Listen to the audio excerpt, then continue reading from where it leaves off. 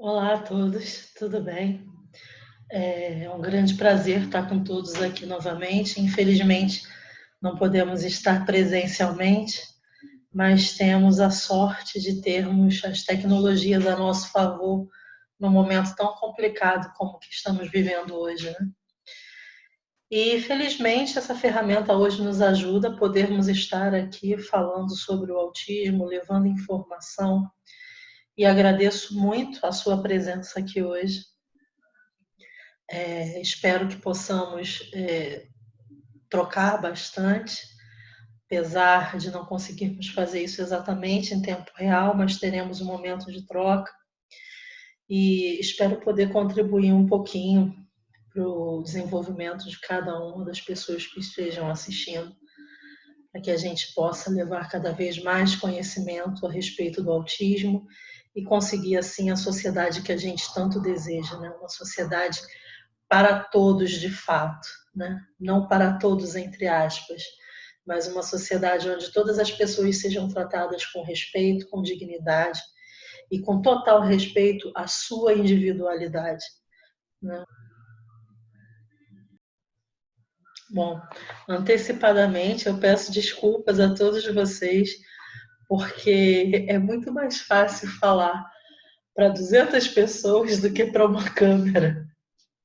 Então eu já peço antecipadamente desculpas pelos engasgos, pelas interrupções, por possíveis sons que apareçam, mas é com muito carinho que a gente está aqui tentando levar um pouquinho do pouquinho que a gente sabe, do pouquinho que a gente já vive a respeito, para compartilhar com todos, para que a gente possa contribuir de fato, né, para que essa sociedade aconteça da melhor maneira. Bom, primeiro eu preciso explicar para vocês, né, como tudo isso começou. A minha primeira experiência profissional, a minha primeira formação foi em enfermagem, onde eu trabalhei durante 13 anos, 12 dentro da saúde mental. E por uma série de razões, eu trabalhei dentro do sistema penal e por uma série de razões, principalmente ligadas à segurança. Primeiro eu preciso explicar para vocês como isso tudo começou, né? A minha primeira experiência profissional foi dentro da enfermagem, onde eu atuei por 13 anos, 12 dentro da saúde mental. E por uma série de razões, eu precisei buscar um novo caminho profissional, eu não queria mais estar dentro daquele ambiente, a minha saúde não permitia mais que eu estivesse lá. Então, aquilo que era um hobby, que era música, eu passei a buscar, através de uma sugestão de um amigo, a olhar para a música mais como uma possibilidade profissional, como um recomeço. Eu tinha terminado de fazer um curso de regência de bandas e eu estava trabalhando no projeto Mais Educação em uma escola da rede municipal de São Gonçalo, onde nesse espaço de tempo aconteceu a Lei Berenice Piana e as crianças com autismo começaram a frequentar a escola. Ninguém tinha a menor noção de como proceder, de como receber as crianças. E eu confesso que naquele momento eu estava me adaptando à questão do trabalho infantil, estava me apaixonando pelo trabalho infantil. E estávamos estudando a possibilidade de inserir uma banda na escola. Um dia eu estava atravessando o pátio da escola com a diretora e aconteceu um incidente que podia ter acontecido em qualquer escola e com qualquer criança. Essa escola ela tinha uma rampa, ela tem uma rampa que fica numa esquina e é proibido correr ali para todo mundo. Uma criança, o João, que é um menino com autismo, ele descia correndo aquela rampa porque estava no horário da mãe buscá-lo. E uma outra criança estava subindo, correndo. O que aconteceu? As duas trombaram. Foi um acidente, nós vimos acontecer. O João caiu para um lado, a outra criança caiu para o outro, E naquele momento a primeira coisa que se ouviu foi: aquele menino autista jogou fulano na parede.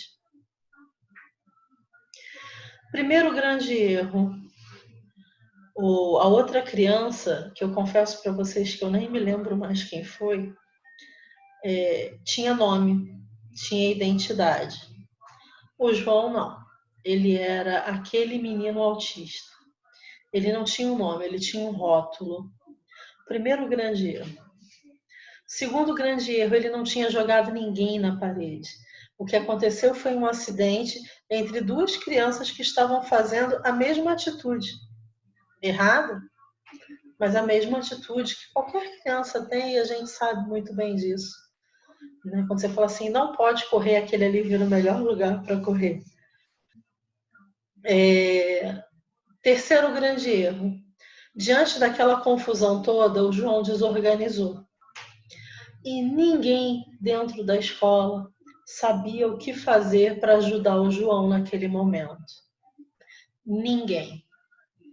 E tudo que se fazia só contribuía para que a situação dele se tornasse mais complicada, para que a desorganização se tornasse mais intensa. Naquele dia, eu e a diretora sentamos e conversamos muito sobre que medidas a gente podia fazer. E eu percebi naquele momento que o meu trabalho não tinha utilidade nenhuma, porque uma criança precisava de ajuda e eu não sabia o que fazer, eu não tinha a menor noção de como proceder para ajudar aquela criança. A partir dali, eu decidi que o meu trabalho precisava fazer diferença, sim. Ele não podia ser simplesmente algo para ser apreciado por ser bonito, por ser bacana. Eu queria que o meu trabalho tivesse uma função na vida dos meus alunos. E a partir dali eu comecei a pesquisar a respeito do autismo e como eu poderia utilizar a música para ajudar as crianças. Eu fui muito feliz em ter recebido um convite da minha orientadora. Na época eu estava terminando a faculdade de educação musical e a Daniela me convidou para ir para Porto Alegre fazer um curso de musicalização inclusiva com a Viviane Louro, e foi uma grande felicidade na minha vida, foi um grande divisor de águas e o pontapé inicial para que eu tivesse certeza que realmente era aquilo ali que eu queria fazer. Né? Depois disso eu fiz uma pós-graduação em neurociências aplicadas à aprendizagem e em psicanálise para conseguir administrar melhor toda essa questão e como que eu poderia utilizar essa ferramenta musical para fazer de fato a diferença na vida dos meus alunos. Depois disso eu tive a felicidade de passar por lugares que me trouxeram experiências bastante agradáveis, né? Como a Clínica Escola do Autista, o Centro de Referência em Autismo, a Escola Especial Crescer. Então, são espaços de educação especial que fizeram uma diferença e fazem uma diferença muito grande. Né? O AFECT, Centro de Desenvolvimento, o Espaço Cuidar, são lugares que vêm contribuindo muito para o desenvolvimento do trabalho e das pesquisas também. Então, eu comecei a questionar várias coisas e a primeira delas, que para mim me incomodava muito, era entender como isso tudo começou. Né? Ok, da onde surgiu o autismo? Como surgiu a primeira criança com autismo? Em que momento isso se observou? Por quê? E as pesquisas elas me levaram a um passado que eu não imaginava ser tão extenso. Né? Eu vou compartilhar aqui uma tela com vocês para que a gente consiga acompanhar juntinho. Eu acho que vai ficar bem confortável para todo mundo. Bom, eu vou compartilhar uma tela com vocês que vai ajudar a gente a continuar o nosso bate-papo com uma fluidez maior. Bom, acho que assim fica bacana para todo mundo ver. Bom, eu comecei a pesquisar a respeito, né, do surgimento do autismo e como assim? Simplesmente apareceu alguém com essas características e foi feito um diagnóstico? Eu me surpreendi muito quando eu descobri documentos da Lorna Wing que falam de crianças encantadas já na Idade Média. Na Idade Média, nós já tínhamos os relatos de comportamentos muito singulares, muito dentro do que nós conhecemos hoje como espectro do autismo, né? Essas crianças encantadas, elas eram consideradas um presente das bruxas, que achavam essas crianças muito mais bonitas do que as outras, sequestravam essas crianças e no seu lugar deixavam um igual, no entanto, desprovido de alma. Essa ausência de alma era a justificativa que se usava para o comportamento introspectivo da pessoa com autismo. Bom, estando nós falando da Idade Média, em plena Inquisição, o que aconteciam com essas crianças? Né? Juntamente com suas famílias, elas eram condenadas à fogueira por associação à bruxaria. Em 1911, a palavra autismo ela é mencionada pela primeira vez por Eugene Bleuler, não para designar nenhuma condição específica, mas para falar como um sintoma do autismo, ou, perdão, um sintoma da esquizofrenia. Portanto, estando as pessoas com autismo diagnosticadas como esquizofrênicos, assim como todas as pessoas com esquizofrenia, elas eram trancadas nos manicômios e tratadas da maneira convencional à época. Em 1943, Leo Kanner isola 12 crianças com um padrão de comportamento muito similar e estabelece o que passa a ser conhecido como distúrbios autísticos do contato afetivo. Então, em 1943, o autismo começa a se desvincular da esquizofrenia e a ter um protocolo de tratamento específico.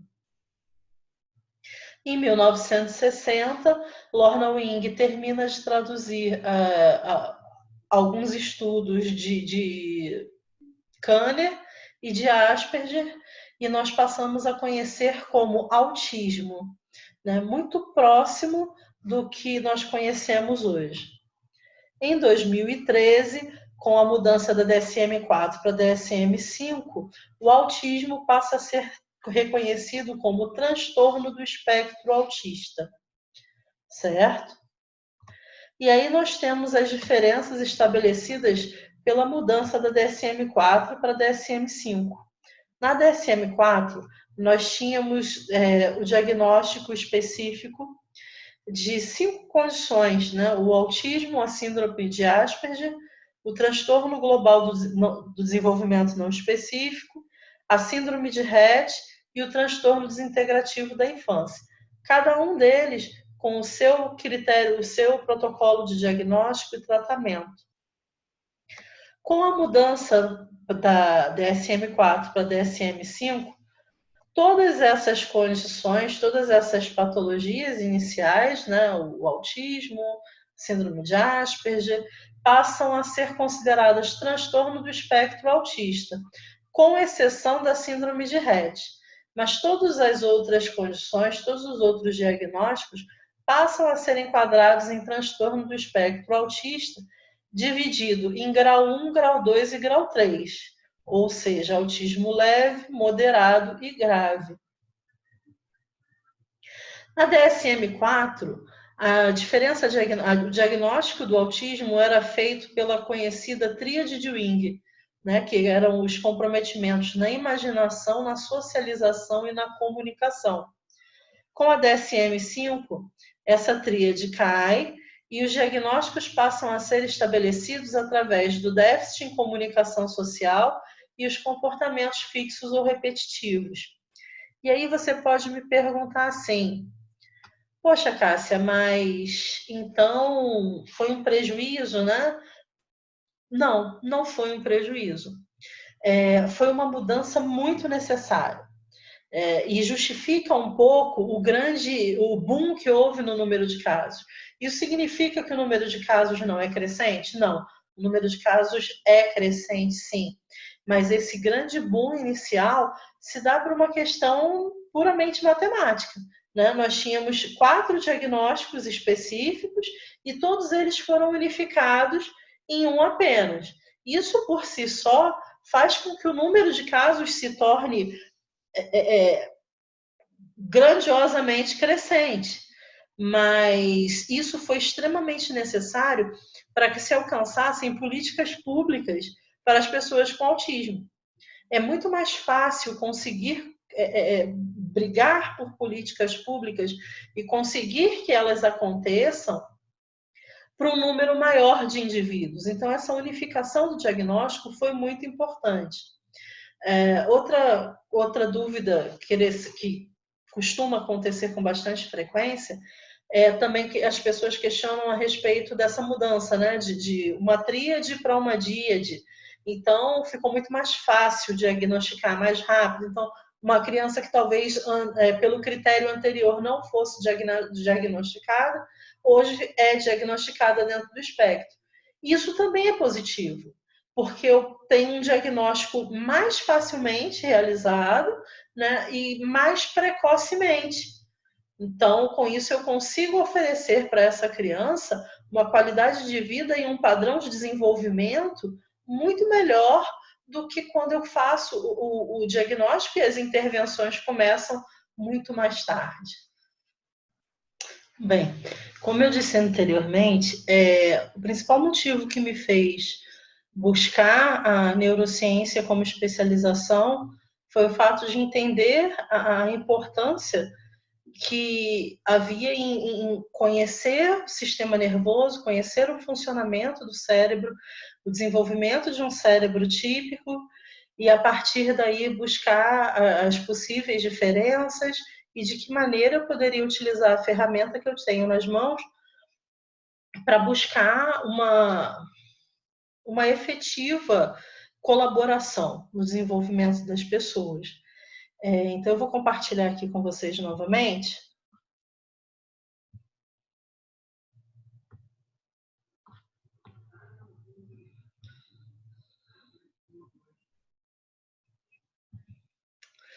Para que nós possamos conhecer as principais áreas cerebrais afetadas pelo autismo. Bom, primeiramente nós temos a área de Broca e a área de Wernicke. Respectivamente, a área de Wernicke ela é responsável pelo processamento auditivo. E a área de Broca, que é a minha área de atuação profissional e de pesquisa também, é a área responsável pelo processamento da fala. O que isso significa? Um bom número de pessoas com autismo, nós percebemos que existe uma condição orofaríngea de total normalidade que permitiria que a pessoa tivesse o desenvolvimento da fala sem nenhum problema. Entretanto, essa aquisição ela muitas vezes é dificultada e algumas vezes perdura por grande parte ou até mesmo por toda a vida da pessoa. Essa região ela é responsável pelo input da fala. O que é isso? É aquele liga e desliga que faz com que o momento da fala aconteça. E nós hoje já sabemos que nos cérebros autistas, essa região ela tem um prejuízo no seu funcionamento. Entretanto, é comum que encontremos pessoas com autismo que não falam, mas cantam. Isso se deve por uma razão bastante interessante. A área de Broca ela fica no nosso hemisfério dominante, ou seja, lembrando que o nosso sistema nervoso funciona de forma cruzada, se eu sou destra, minha área de Broca fica do meu lado esquerdo. Se eu sou canhota, minha área de Broca está do meu lado direito. Entretanto, a área responsável pela emissão da voz cantada não é a mesma área responsável pela emissão da voz falada. E a área de Broca é responsável pela emissão da voz falada. A USP ela tem um coral de afásicos muito interessante. São pessoas que tiveram algum acidente e adquiriram alguma lesão na área de Broca e perderam a habilidade da fala. Então, dentro da prática do canto coral, faz-se o estímulo da voz cantada e depois o serviço de fonoaudiologia faz todo um trabalho magnífico de retirada melódica, de retirada rítmica, retirada melódica, para que essa região, que antes era responsável exclusivamente pela voz cantada, assuma também o papel de emissão de voz falada. Né? Isso se deve à nossa condição neuroplástica, a capacidade que o nosso cérebro tem, os nossos neurônios têm, de assumirem novas funções à medida que eles são estimulados para isso. Aqui nós temos uma visão da área de Broca, né, por um outro ângulo. As áreas de Brodmann, que são responsáveis pelo processamento sensorial, também são bastante afetadas dentro do transtorno do espectro autista. E a ativação dos neurônios espelho. Também é uma área que eu trabalho bastante, né? A minha área de atuação está bastante voltada para isso. Nós podemos observar aqui, nós temos um exame de imagem de um cérebro de desenvolvimento típico e aqui de um cérebro autista. No cérebro de desenvolvimento típico, nós podemos observar um maior número de neurônios espelho. Entretanto, como já falamos, somos neuroplásticos, né? Então, nós podemos fazer várias atividades e a música ela é muito colaborativa para isso, e uma série de brincadeiras e de possibilidades para que a gente faça estimulações para que outros neurônios assumam a função espelho. Portanto, toda brincadeira de espelhamento é muito bem-vinda. Eu vou estar fazendo com que outros neurônios sejam estimulados e assumam essa função que vai ser de extrema importância nos processos de aprendizagem da criança com autismo. Uma outra estrutura de grande importância e que também nós observamos alterações são as amígdalas. Lembrando que hoje, quando nós falamos de amígdalas, nós estamos falando dessas duas pequenas estruturas que ficam dentro do nosso cérebro, ficam no nosso mesencéfalo, e não falamos mais das amígdalas da garganta. Hoje, que nós conhecíamos como amígdalas, nós chamamos de tonsilas. Então, quando falamos de amígdalas, estamos falando sobre essas duas pequenas estruturas que fazem parte do nosso sistema límbico, ou seja, elas estão diretamente relacionadas aos processos de afetividade, né? E um outro detalhe bastante interessante e que vale ser ressaltado é que nós observamos que nas pessoas com autismo as amígdalas são aumentadas. E aí eu faço uma pergunta que, na verdade, a gente acaba caindo num paradoxo, né? Nós já sabemos hoje que o nosso cérebro ele pode, inclusive, se modificar em sua estrutura de acordo com o estímulo que ele recebe. Por exemplo, existe uma pesquisa com taxistas londrinos e que eles têm uma determinada estrutura modificada por ser uma estrutura responsável por memorização de trajetória e como eles faziam nessa memorização muito constante, tinham essa região cerebral aumentada. Músicos apresentam um aumento do lobo frontotemporal. Pessoas com autismo têm um aumento das amígdalas. E aí a questão é a seguinte: essa pessoa com autismo sente demais porque tem a amígdala aumentada ou ela tem a amígdala aumentada porque sente demais? Essa é uma pergunta que nós ainda não temos a resposta, mas um fato de extrema importância e que vale sempre ser lembrado é que uma peculiaridade que as pessoas com autismo têm é que eu posso enganar qualquer pessoa dizendo que gosto de você, mas na verdade não gosto tanto assim. Mas você não consegue enganar uma pessoa com autismo. Ela sabe exatamente quem gosta dela, quem não gosta e quem somente a tolera. E elas respondem de forma extremamente proporcional a isso. Então, você não consegue fingir que gosta de uma criança com autismo, porque ele percebe e, a partir daí, ele vai reagir de forma proporcional. O primeiro ponto que nós consideramos, né, de mais importante dentro do processo de aprendizagem da pessoa com autismo é a formação do vínculo. Esse vínculo é de extrema importância e precisa haver uma conexão entre a pessoa com autismo e a pessoa neurotípica que está tentando contribuir com o desenvolvimento, seja terapêutico ou seja educacional dessa pessoa. Então, nós precisamos, na verdade, ter muito carinho, muita cautela e sermos muito verdadeiros no sentido de buscar uma conexão com essa criança. Se você sente que você não consegue se conectar com essa criança, infelizmente você não vai conseguir contribuir para o desenvolvimento dela. E aí você precisa jogar muito limpo e assumir o seu papel de que você não consegue se conectar com essa criança. E não o contrário, né? Que infelizmente muitas vezes a gente vê acontecer. Então, o terapeuta, o profissional, o familiar, o amigo, ele precisa assumir esse papel de aonde eu estou errando, aonde eu preciso mudar, o que eu estou fazendo que está dificultando que essa conexão aconteça. Né? Isso é uma pequena provocação que eu vou deixar para que a gente pense nisso com muito carinho, por ser algo de grandíssima importância. Bom, eu vou compartilhar novamente a tela. Agora eu gostaria de mostrar para vocês um pouquinho de que maneira o nosso cérebro é afetado pela música.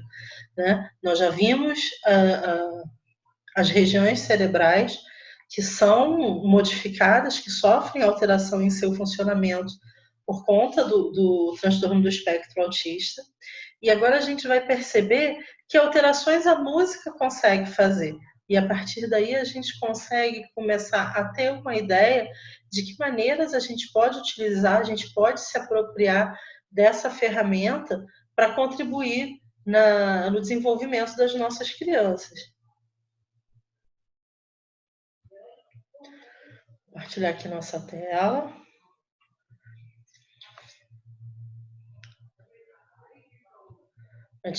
Aqui nós temos de que maneira o nosso cérebro é afetado pela música. Né? Hoje, nós já temos algumas informações muito interessantes com relação a isso. Né? Uma delas, nós já sabemos que o nosso cérebro, os neurônios se comunicam através de sinapses. E essas sinapses, elas provocam um impulso elétrico. Esse impulso elétrico provoca um padrão de onda. A música nada mais é do que ondas sonoras, né? Se essas ondas se equiparam, eu gosto da música. Quando essas ondas não se equiparam, eu não gosto da música. Ou seja, o processo, a aquisição do gosto musical também é um processo que pode ser aprendido. À medida que eu ofereço mais estímulo para esse cérebro, à medida que esse cérebro funciona com mais força, com mais ganho, com mais aquisição de conhecimentos, essas sinapses são mais fortalecidas, eu consigo ter um gosto musical mais complexo, consigo gostar de músicas com maior complexidade, né? Não fico restrito a um gosto de músicas de menor complexidade, de maior previsibilidade.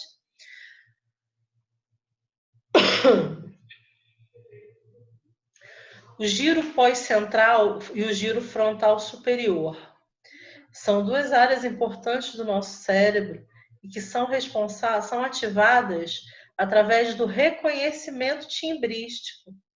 Uma simples brincadeira de que som é esse? Vamos identificar esse instrumento? De quem é essa voz? essa simples brincadeira ativa e estimula o funcionamento de duas importantes regiões do nosso cérebro. O córtex auditivo, que passa também pelo tálamo, são ativados através de exercícios de percepção de tons graves e agudos. Uma sugestão de uma brincadeira muito legal que as crianças curtem muito é a brincadeira de vivo e morto. Né? A gente pode botar um som grave para ser o morto, a gente escolhe o grave porque ele é um som mais baixo, e o agudo para vivo. Então, a gente ativa a percepção auditiva das crianças para o tom agudo e grave. Né? Então, ao invés de brincar vivo, morto, você oferece um som agudo, um som grave, e as crianças curtem demais. A área frontal do nosso hemisfério direito é responsável e é ativada pelo armazenamento da memória tonal. Giro temporal e giro frontal esquerdo são ativados através da familiaridade melódica. Reconhecimento de melodias. Áreas frontais inferiores, ínsula do hemisfério esquerdo, área de Broca e gânglios basais. Olha quanta coisa ativada de uma vez só, através de brincadeiras, através de atividades rítmicas. Olha quanta coisa a gente pode fazer. Percussão corporal. São coisas que as crianças curtem muito, explorar todos os sons do nosso corpo. É muito bacana, além de trabalhar a questão também do esquema corporal. Né? É mais um ponto que a gente está ajudando no desenvolvimento das nossas crianças. E detalhe, quando a gente fala nesse desenvolvimento, nesse reconhecimento, a gente não está falando apenas das crianças com autismo, não. A gente está falando que isso é importante para todas as crianças. O detalhe é que as nossas crianças com autismo, elas tiram um benefício maior disso aí por outras questões, mas é de extrema importância para todas as crianças, né? Quem não gosta de brincar, quem não gosta de música? A música é o único elemento que ele está presente na nossa vida desde a vida embrionária. Ninguém passa a vida desapercebida, ninguém passa pela música desapercebidamente. Nós não passamos um dia da nossa vida sem ouvir música de alguma forma, seja num comercial, seja num jingle, seja numa propaganda, seja no rádio, seja num carro de som passando, seja num filme, na novela, no desenho animado, ela está ali o tempo inteiro. Muitas vezes a gente não se dá conta de forma consciente, mas o nosso cérebro percebe a presença dela e responde a ela. Né? Hoje nós sabemos que o nosso corpo responde à música, e isso é de grande importância. O cerebelo, o córtex motor e o córtex sensorial, ativados através da execução instrumental e marcação do tempo musical.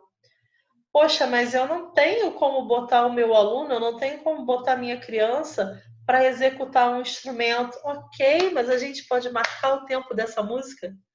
Vamos brincar de identificar o tempo, andar numa sala respeitando o tempo da música, bater palma no tempo da música.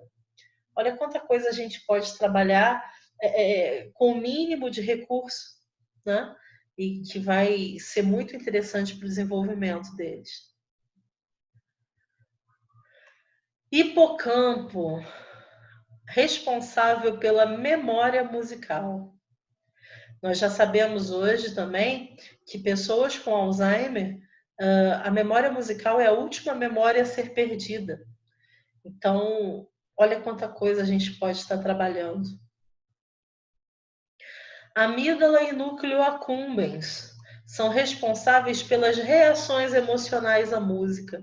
É muito interessante a gente estar atento à maneira como a criança vai reagir à música. Existem crianças que se emocionam com uma determinada tonalidade utilizada. Muitas vezes a emoção ela é ativada não pelo que está sendo cantado, mas pela tonalidade utilizada. Algumas vezes a emoção é ativada pelo que é cantado, pela questão semântica mesmo. E é muito importante essa atenção, é muito importante a gente saber se a criança está entendendo exatamente aquilo que está sendo cantado.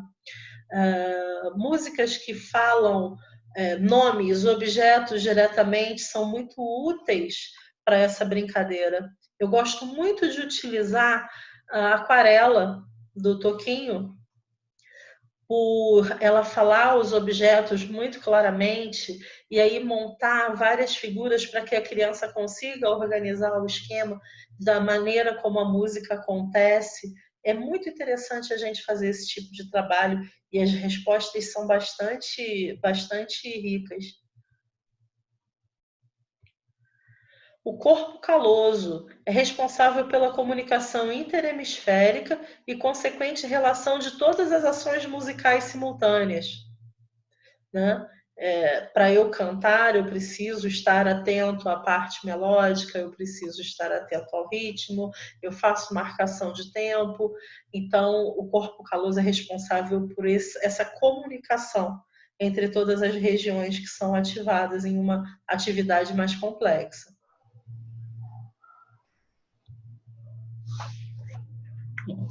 Corpo caloso, né, nós já falamos. Córtex visual é ativado durante a leitura dos signos musicais, né? Lembrando que a leitura dos signos musicais ela não se refere somente à partitura convencional, não. A gente pode fazer adaptações nas partituras.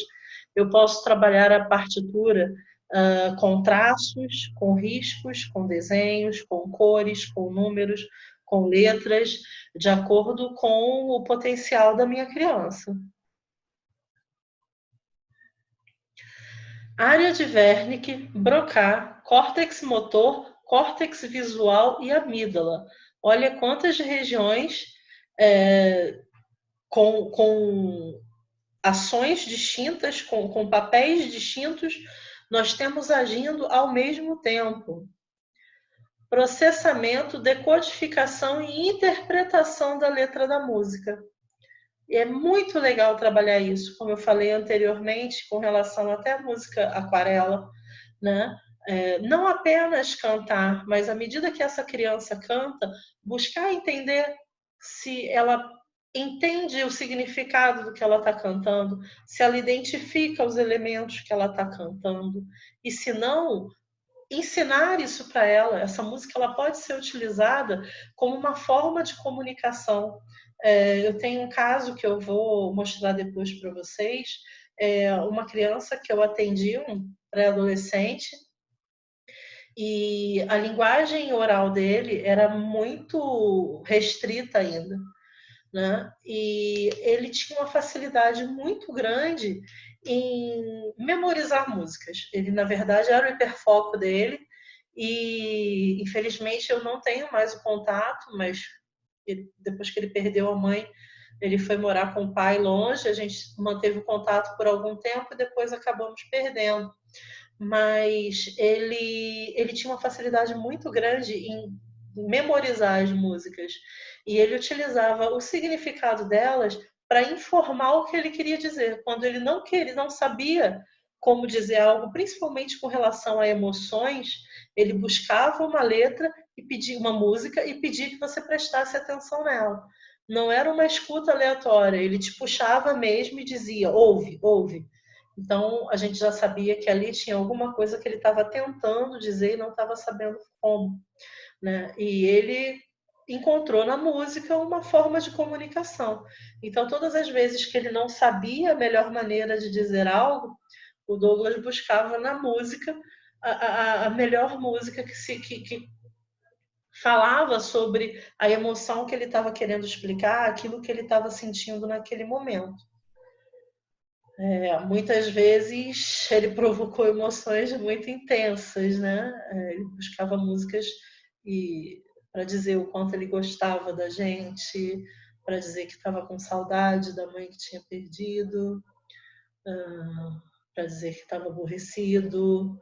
Então, ele usava a música para trazer essas informações. E a partir daí, a gente perguntava, então você está desse jeito? E aí ele mostrava que de fato era aquilo que ele estava tentando dizer, né? Ele tinha encontrado uma maneira acessível a ele de dizer aquilo.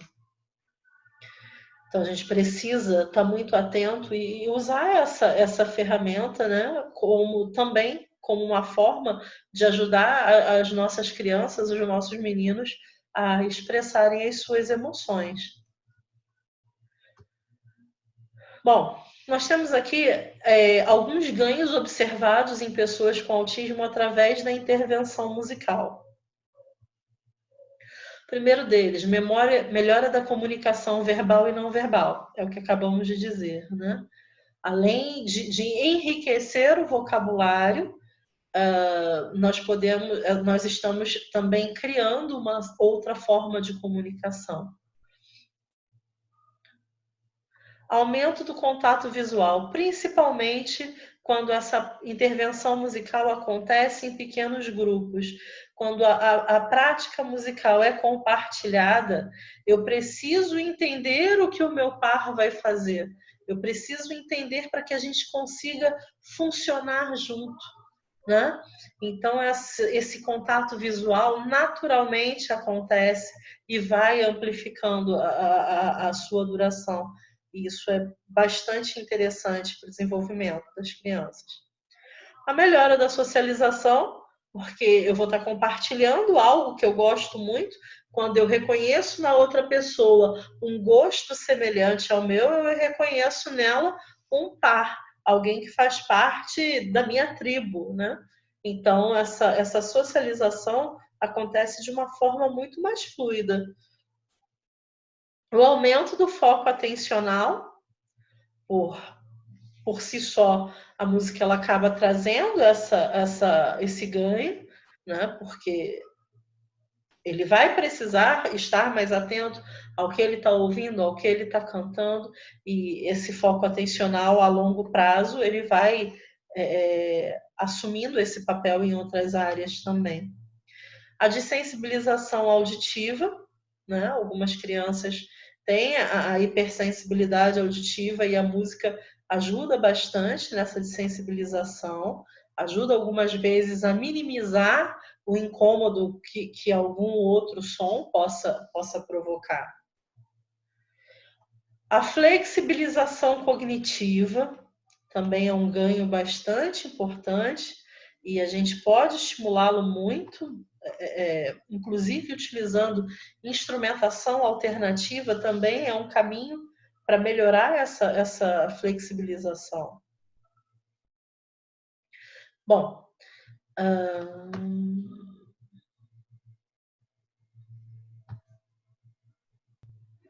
bem, lembrando que as regiões cerebrais citadas não são as únicas que sofrem influência a partir do estímulo musical, mas são as principais, são as que têm uma resposta mais significativa.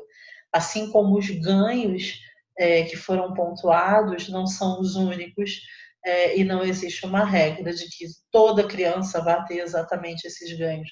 Nós podemos ter ganhos diferentes, nós podemos ter ganhos maiores, menores, isso tudo está relacionado também com o que se objetiva com cada criança, certo? Não podemos esquecer desse detalhe.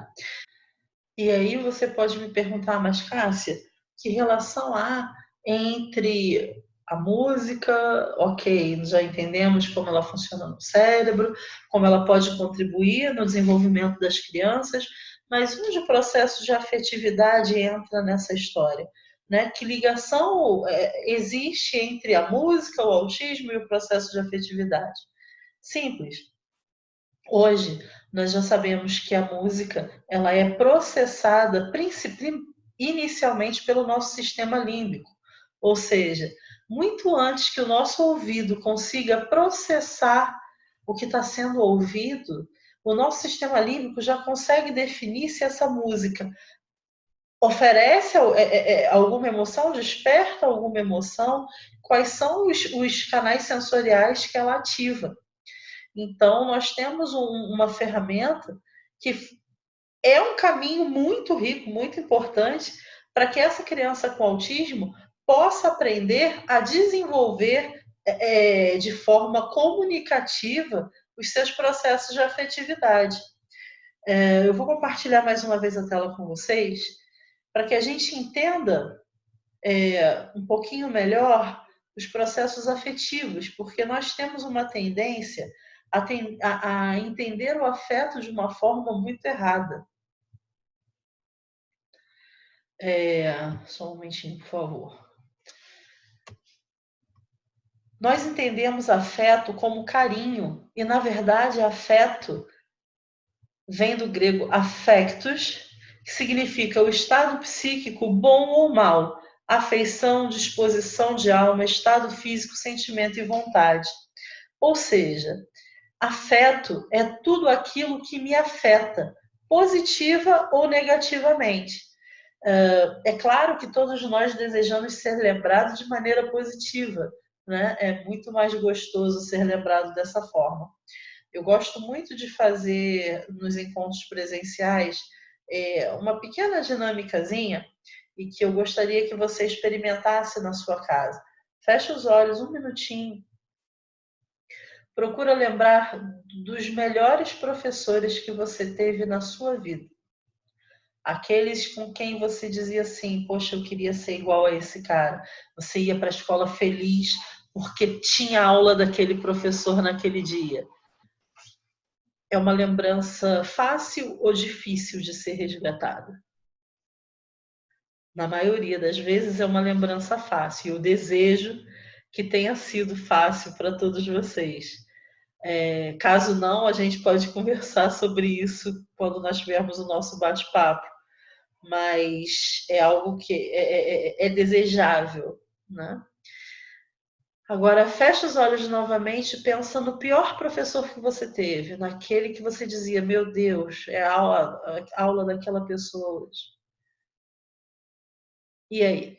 Foi uma lembrança fácil ou uma lembrança difícil de ser resgatada?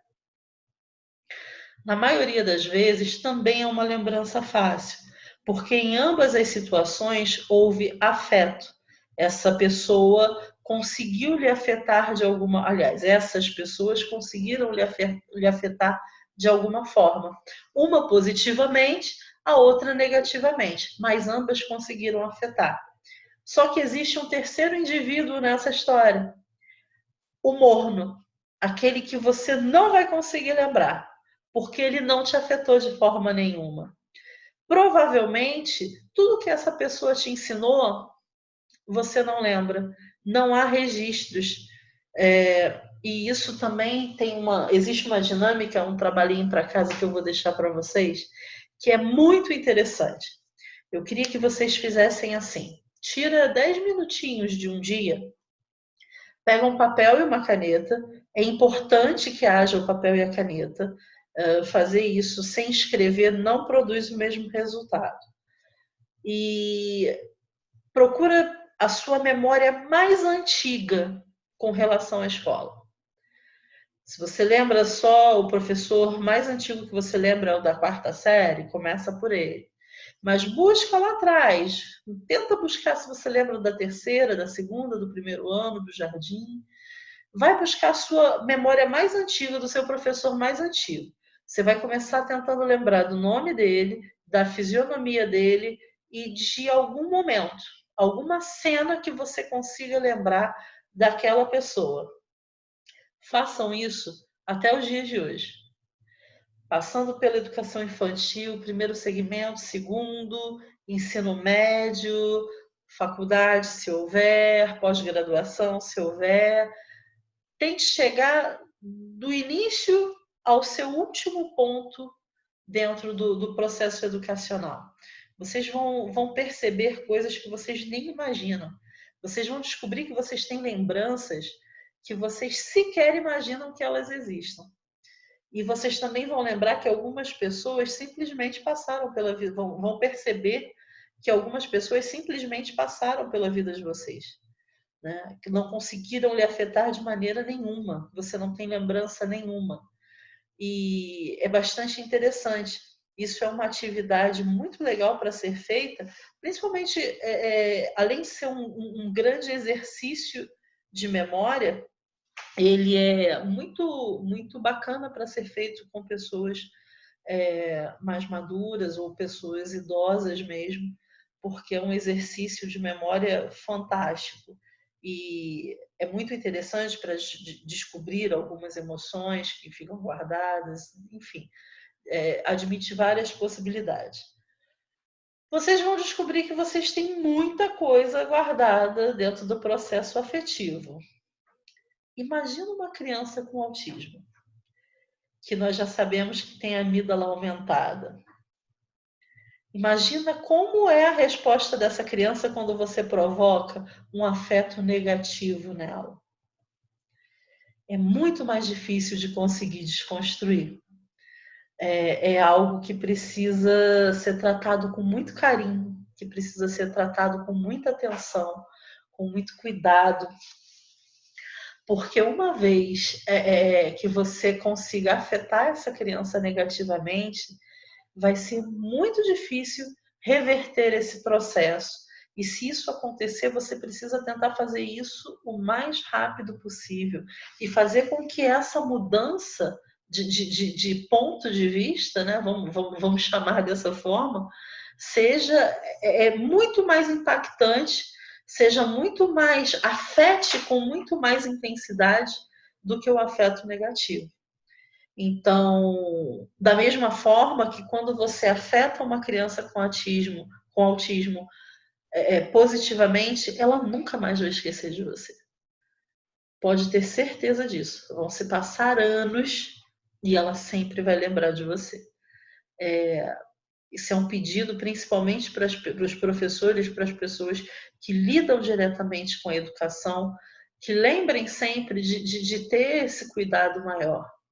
Com todas as crianças, mas especialmente com as crianças com autismo, porque desfazer esse afeto negativo para eles é muito difícil, é algo muito doloroso, muito traumatizante, é algo que chega realmente a fazê-los, algumas vezes, ter aversão pelo processo educacional. Então, é um pedido que fica para que a gente tenha sempre muito cuidado com isso. Voltando para a nossa tela, né, falando dos processos afetivos.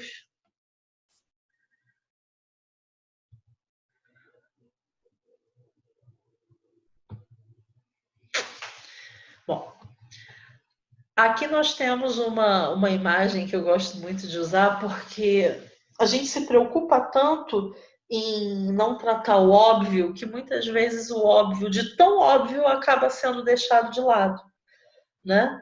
Quem deveria falar mais alto, o coração ou a razão? O que você me diz? Bom, isso é uma pequena brincadeira para que a gente lembre que o coração não serve para nada, senão para bombear sangue. Todos os processos afetivos acontecem no cérebro. Existe uma música do Zé Cabaleiro que diz assim: é na cabeça que o coração mora. E é verdade. É no nosso cérebro que acontecem todos os processos afetivos, o gostar, o não gostar, a raiva, a tristeza. E a gente fala assim: nossa, eu gosto tanto daquela pessoa que o coração dói. Não, seu coração dói porque aquela pessoa te desperta um sentimento que libera uma dose de dopamina, endorfina e serotonina e que faz uma certa vasoconstricção, que acelera o seu batimento cardíaco, e aí você sente aquela dorzinha que na verdade é o reflexo de tudo que o seu cérebro produziu. Então, a gente deveria falar assim: não, eu te amo de todo o meu coração, mas eu te amo de todo o meu cérebro, né? É algo que vale sempre ser lembrado. Por que que é tão importante ser lembrado? Para que a gente nunca esqueça que os processos afetivos, eles podem ser aprendidos. Eu tenho muito ranço quando eu vejo ainda algumas pessoas comentando sobre o embotamento afetivo do autismo. Gente, isso é uma coisa lá de trás. lá de trás mesmo, quando tudo ainda era muito novo, tudo estava começando a ser entendido. Me perdoem, mas eu não conheço ainda nenhuma criança com autismo que tenha esse tal embotamento afetivo. Eu ainda não conheci. Se vocês conhecem, eu peço que me perdoem e, se possível, até que me apresentem. Eu gostaria de conhecer, mas eu nunca vi esse embotamento afetivo. Muito pelo contrário, as nossas crianças com autismo são extremamente afetuosas. Algumas vezes elas não sabem de que maneira exteriorizar isso. E como esse processo é aprendido a partir do momento em que a gente se dedica a ensinar isso para eles, eles aprendem sim a exteriorizar as suas emoções, a deixar tudo isso claro. Então, por favor, muita cautela quando for falar a respeito de embotamento afetivo, certo? Não há separação de mente e emoções. Emoções, pensamento e aprendizagem estão totalmente interligados. E é verdade. Todos nós, acredito que podemos afirmar que aprendemos com muito mais facilidade quando gostamos da pessoa que está nos ensinando. Esse é o tal vínculo que eu venho falando desde o início, né, da nossa conversa, desde o início do nosso encontro. Precisa haver vínculo, precisa haver emoção. Se não houver emoção, se não houver envolvimento, esse vínculo não vai se formar. E se esse vínculo não se formar, o trabalho não vai ter consistência, não vai afetar essa criança de maneira significativa a ponto de contribuir verdadeiramente para os processos de aprendizagem e desenvolvimento dela, certo? Eu gosto muito de usar, para falar de afetividade, as figuras do filme Divertidamente, né? Para quem não conhece, é um filme que trata sobre as emoções que acontecem na cabeça de uma pré-adolescente.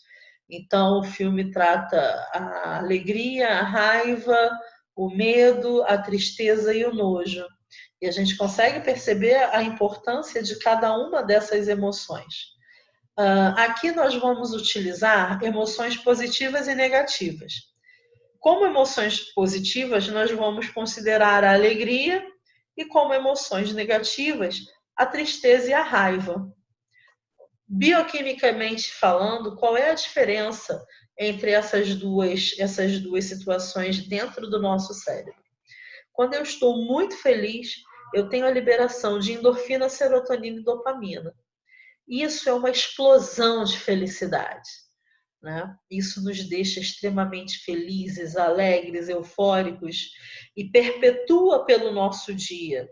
Às vezes você está tão feliz, acontece algo que te deixa tão motivado, tão empolgado, que problemas podem surgir, mas você está muito bem, porque você está com toda a sua dosagem, a sua parte bioquímica está muito positiva. Perdão. E então essa bioquímica positiva consegue fazer com que você consiga lidar com os problemas com uma facilidade maior. Em contrapartida, quando você tem emoções negativas, e aqui a gente vai considerar as mais marcantes, mais impactantes, as que afetam mais diretamente o ser humano, que é a tristeza e a raiva. E elas liberam cortisol, adrenalina e noradrenalina. Isso é cardiotóxico. Isso faz com que os nossos canais sinápticos se fechem e os processos de aprendizagem sejam muito mais dificultados, né? Então, quando a gente tem esse impacto, esse afeto negativo acontecendo, fisiologicamente, os processos de aprendizagem se tornam muito mais dificultados. E isso a gente está falando de todas as crianças, certo? Lembrando que quando nós falamos das nossas crianças com autismo, isso aqui acaba se potencializando. Então, é um alerta para que a gente tenha um cuidado redobrado com relação a isso. Mas em que momento da nossa vida nós começamos a ser afetados? E aí? O que vocês me dizem? Começamos a ser afetados desde o momento, desde a nossa vida embrionária. No útero da nossa mãe, nós já sofremos impacto de tudo aquilo que acontece, de todas as emoções, e a partir do 4º para o 5º mês, sofremos também o impacto de tudo aquilo que acontece fora do corpo materno. Pois a partir desse período de gestacional, a criança passa a ouvir também aquilo que acontece no ambiente externo. E isso vai influenciar diretamente nas suas próprias reações. Um exemplo que nós temos e que é muito interessante, o Roberto Lente, ele cita sempre uma pesquisa que existe sobre o choro dos bebês. Por exemplo, crianças francesas choram em oxítono, crianças alemãs choram em paroxítono.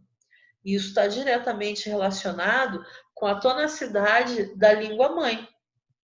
A linguagem que a criança é exposta ao que ela ouve durante a sua vida embrionária. E isso vai influenciar até mesmo no seu choro.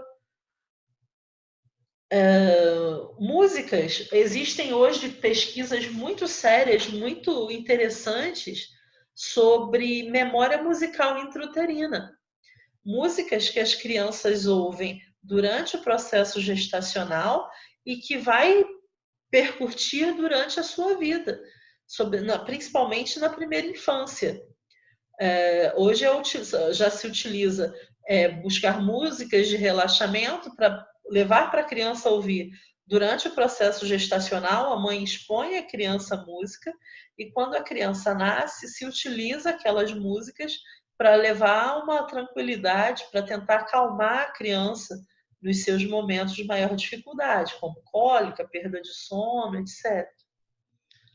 Eu gostaria de compartilhar com vocês alguns pequenos vídeos que ilustram um pouquinho algumas coisas que a gente falou até o momento, né? Vamos lá. A primeira delas é um vídeo do meu afilhado, no que nós falamos sobre memória intrauterina. A minha irmã, ela teve uma gestação de risco e o Caio, ele próximo a nascer estava sentado e o médico achava que ele não viraria mais porque já estava grande e não tinha mais espaço para ele virar. E minha irmã, ela ficava muito preocupada porque ela dizia que ele não mexia e ela ficava com medo, né, dele ser tão paradinho. E eu brincava com a barriga dela, todas as vezes que ela passava perto de mim, eu começava a rodar. E ficava, força neném, queixo no peito, igual piscina, faz força para baixo que vai virar. Claro que ele não sabe o que é queixo, que ele não sabia o que era peito, o que era piscina. Mas ele entendia a empolgação da voz e ele entendia, sentia o movimento, o chacoalhar que eu fazia dentro da barriga. E, para minha própria surpresa, quando ele nasceu, eu conversando com ele, eu comecei a falar da mesma forma que eu falava com ele na barriga, e ele reagia. Todas as vezes que eu fazia essa brincadeira, ele reagia da mesma forma. A ponto de quando a minha irmã foi ver a filmagem, porque quando eu brinquei com ele pela primeira vez, estávamos sozinhos, ela estava com ele dormindo no colo e quando ele ouviu a filmagem, ele reagiu da mesma maneira. Então, eu queria mostrar para vocês esse exemplo de... Vamos rodar, Caio. Vamos rodar, filho. Vamos fazer força para ajudar a mamãe, bebê.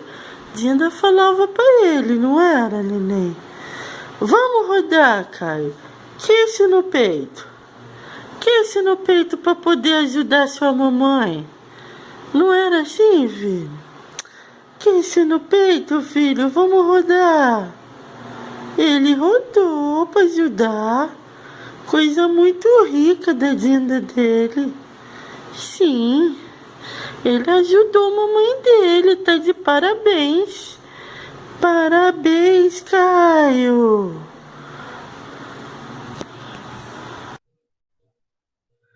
é um exemplo, né, de como a memória intrauterina ela se faz muito, muito presente.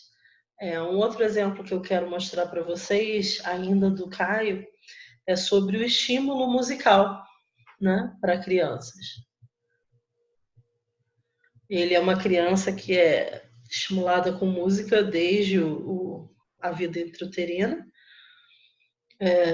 Até o momento é uma criança de desenvolvimento típico, mas a questão do estímulo musical ela se faz pertinente para todas. Ai, ai, ai, ai, ai, ai, ai, ai, ai, ai, ai, ai. Você.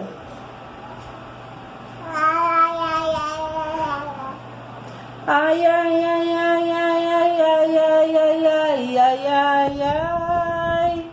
Você, vai.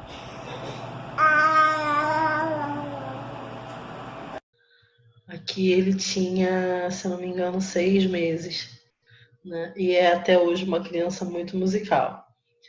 Se eu encontrar aqui algum vídeo dele cantando hoje, eu coloco para vocês poderem perceber isso. Um outro vídeo que eu gostaria de mostrar é a respeito das brincadeiras de espelhamento, né? Que nós falamos.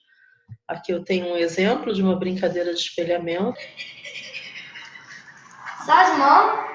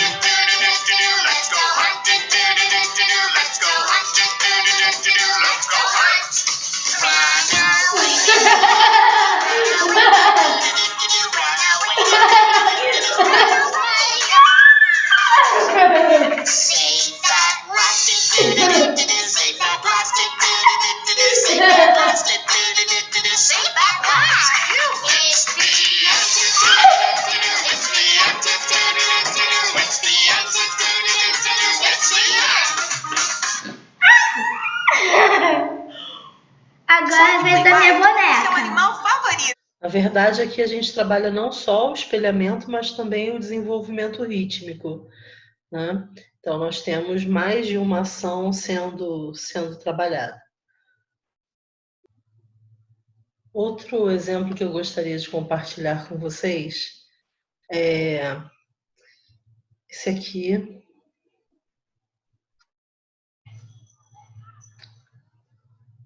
Desculpa, deixa eu só explicar para vocês inicialmente. Esse vídeo aconteceu na escola que eu falei com vocês, onde eu comecei. As crianças não são avatares, tá, gente? É porque a câmera fez inversão de cor. Na verdade, o muro é azul. E então, o laranja, que normalmente é o que tonaliza a cor, os pixels de coloração de pele, inverteu. Então, o muro ficou laranja e as crianças ficaram azuis, né? Mas isso foi um ensaio que estava acontecendo da banda.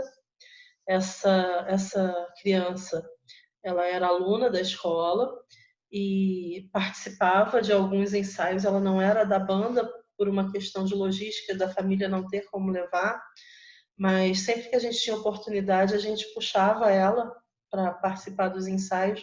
Vocês vão entender por quê.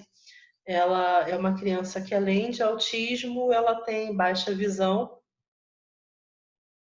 e um senso ritmo maravilhoso, né? E uma felicidade muito grande no compartilhamento da experiência musical.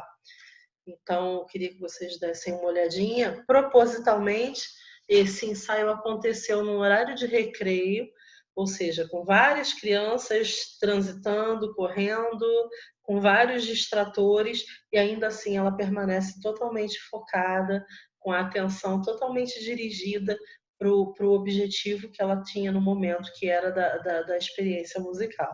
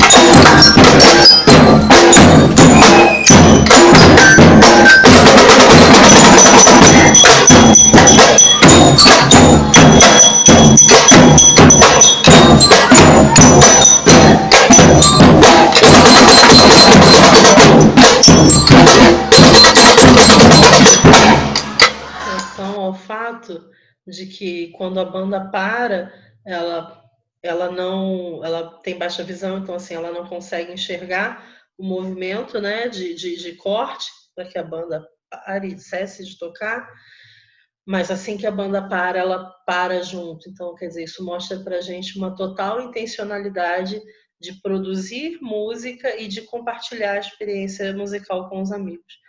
Ela sabe que ela está tocando com os amigos, ela sabe que ela está tocando junto com um grupo e tocando a mesma coisa que esse grupo está tocando. O próximo vídeo que eu vou mostrar para vocês também é uma atividade de espelhamento, né? Uma brincadeira. Utilizando sempre a área de interesse da criança.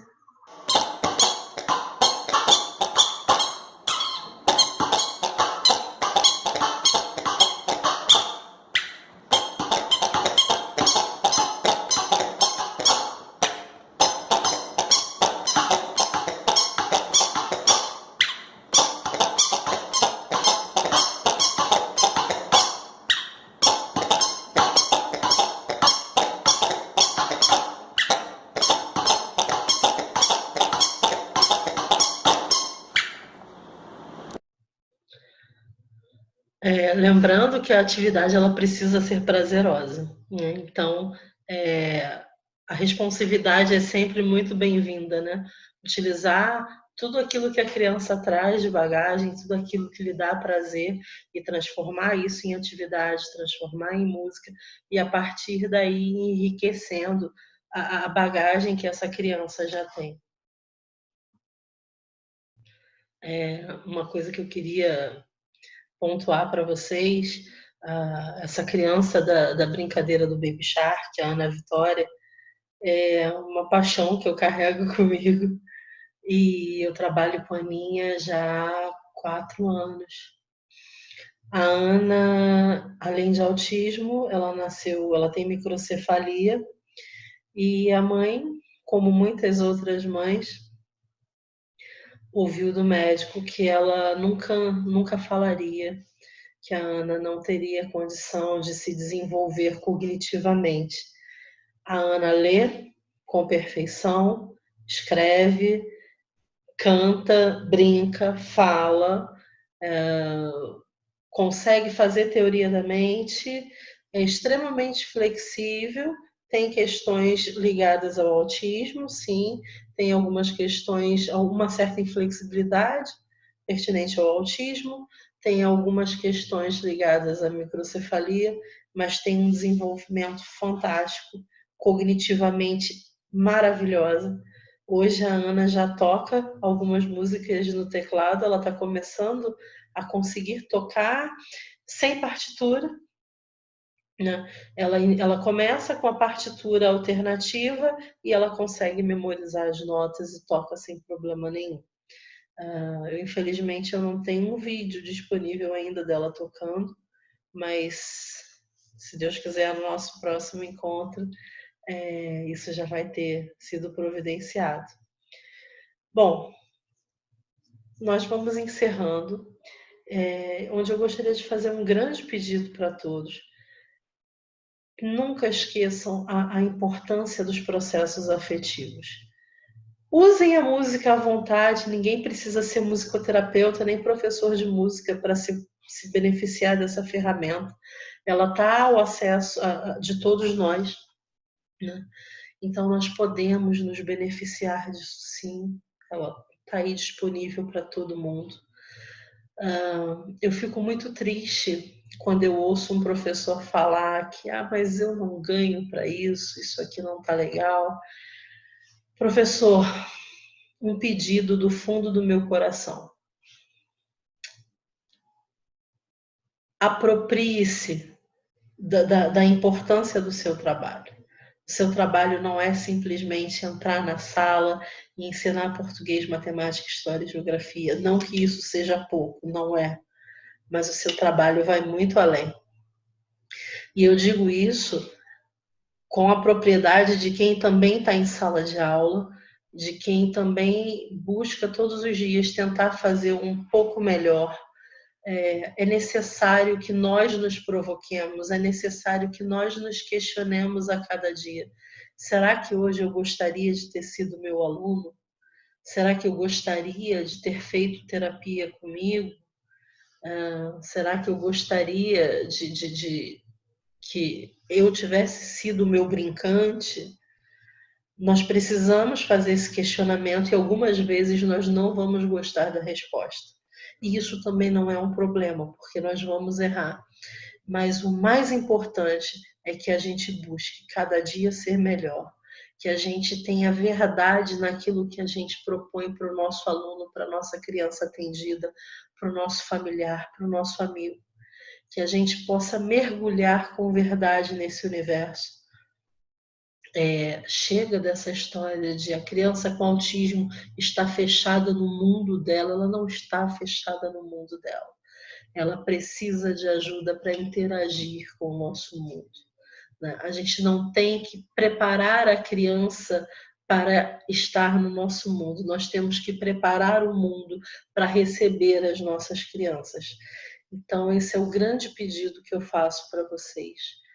Por favor, afeto positivo sempre. O meu telefone eu vou deixar disponível se alguém quiser tirar alguma dúvida antes do nosso bate-papo, que vai ser agendado, mas se eu puder ajudar de alguma forma, o meu telefone é 21 969 70 20 48. Eu me coloco à disposição para o que eu puder ajudar, o que tiver ao meu alcance. E deixo um grande beijo para todos, agradecendo muito a participação, agradecendo muito a sua disponibilidade em estar aqui participando da nossa campanha, participando do nosso movimento. Agradecer aos Lions Club de Bom Jardim e de Niterói Fonseca por abraçar a causa junto conosco.